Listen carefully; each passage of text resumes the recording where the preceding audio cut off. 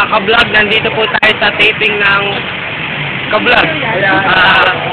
Interview po natin yung mga gumanap na kami. Ito po si Tin. Ito si Miko. Ako gumanap na kumukuha ng camera sa inyo. Mix, kamusta naman gumanap bilang isang Dota addict? Okay naman, adik na adik ako sa Dota. Tsaka napansin ko, pag nagdo-Dota ka pala, mainit na mainit. Kamusta naman na i-frustrate yung buhay ko? Ulit natin. Miko, kamusta i-portray ang buhay ko? Isa pong malaking karanganan.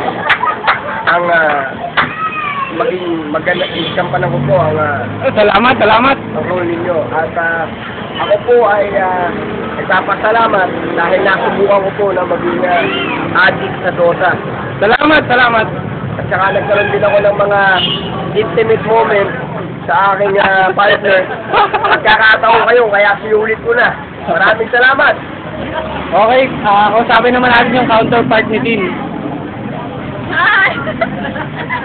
Mon, kamusta naman gumanap bilang isang galit sa boyfriend na addict sa Dota?